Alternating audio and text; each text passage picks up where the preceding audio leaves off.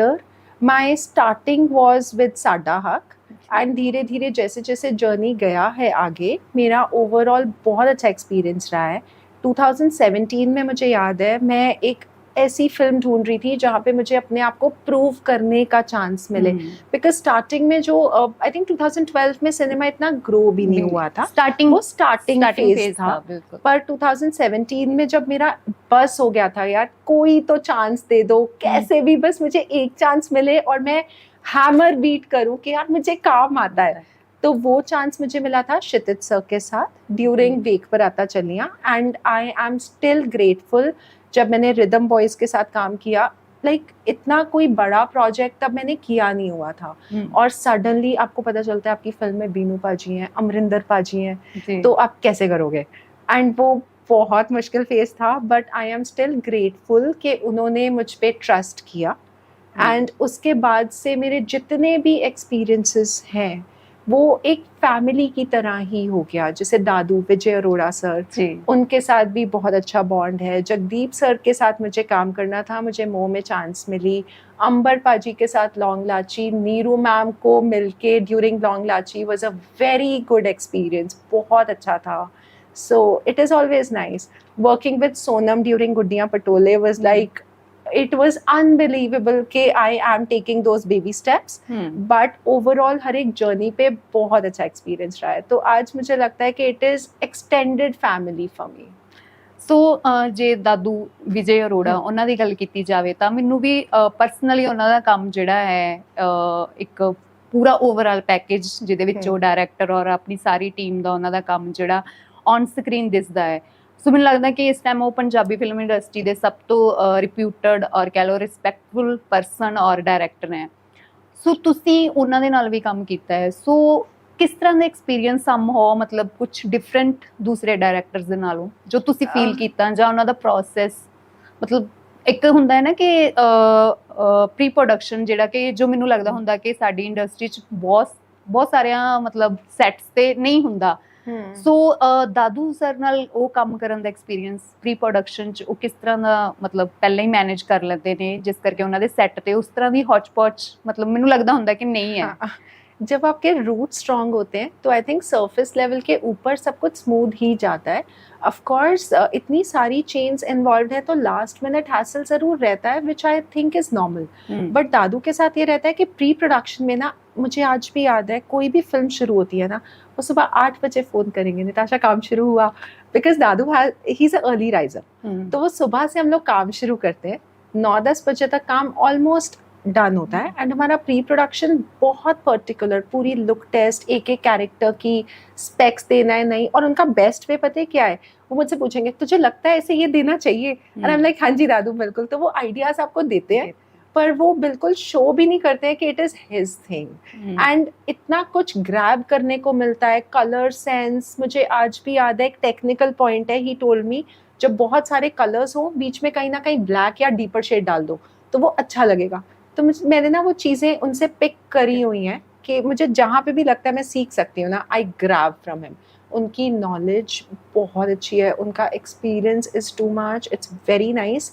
And आपको बहुत सीखने को मिलता है. लाइक एक उनके साथ मुझे हर एक कैरेक्टर शूट पे जाने से पहले विजिबल होता है कि कैरेक्टर ऐसा दिखेगा.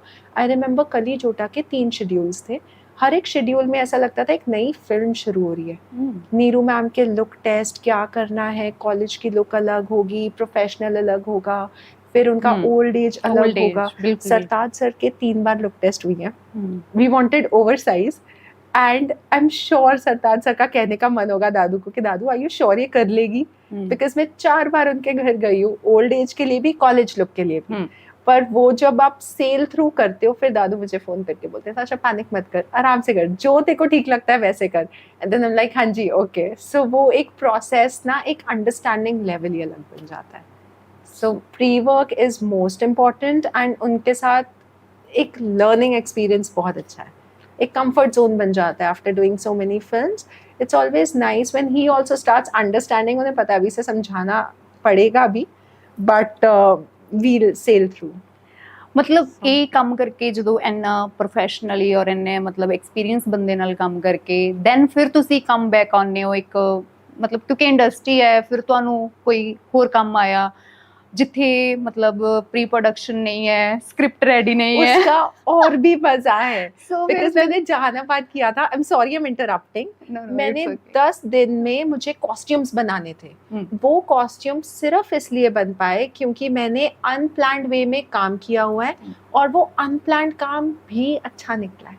बहुत फिल्में हैं जिसमें आई रिमेम्बर गोलक बुगनी में हरीश वर्मा सर के ट्रायल्स होने थे, अगले दिन सुबह शूटिंग था, रात को सब रिजेक्टेड था।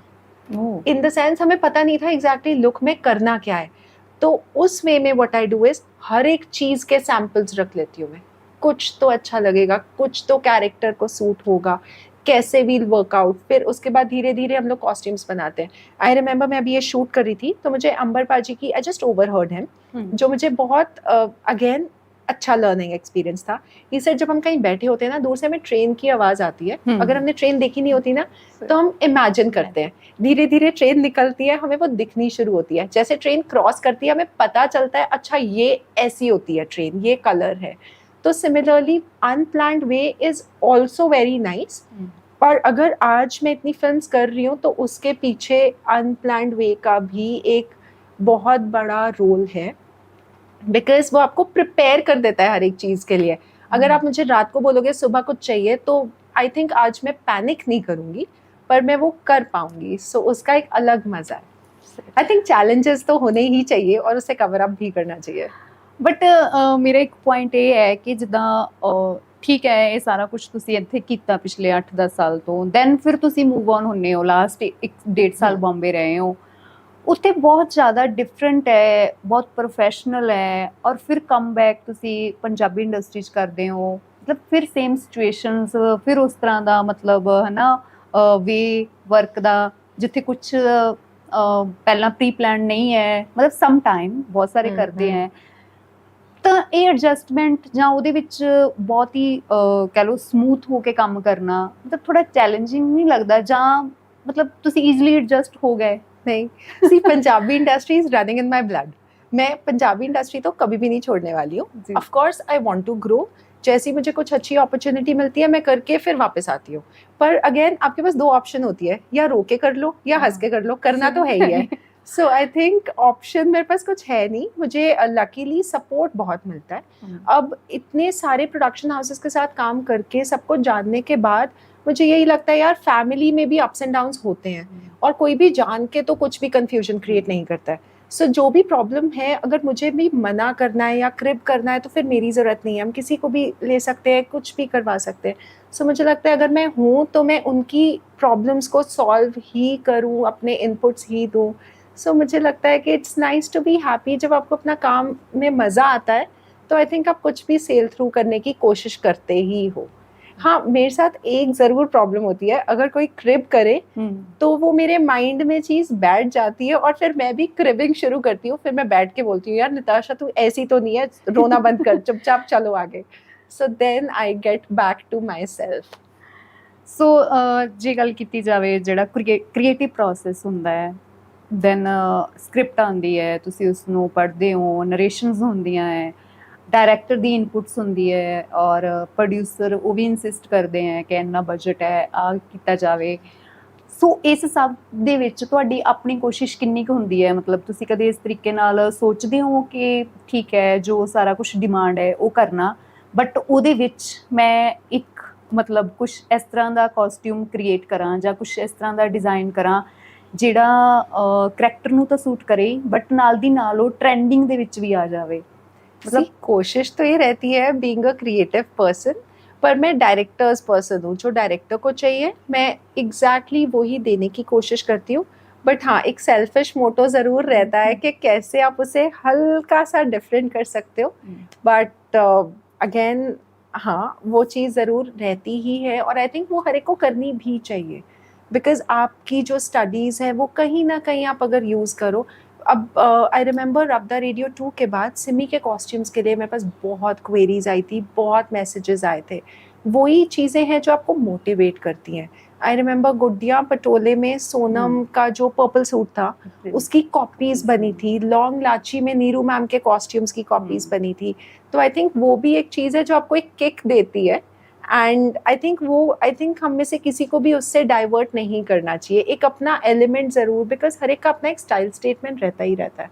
सो वो एक एलिमेंट अगर हो तो आई थिंक सब पहचान भी पाते हैं कि ये आपका काम है।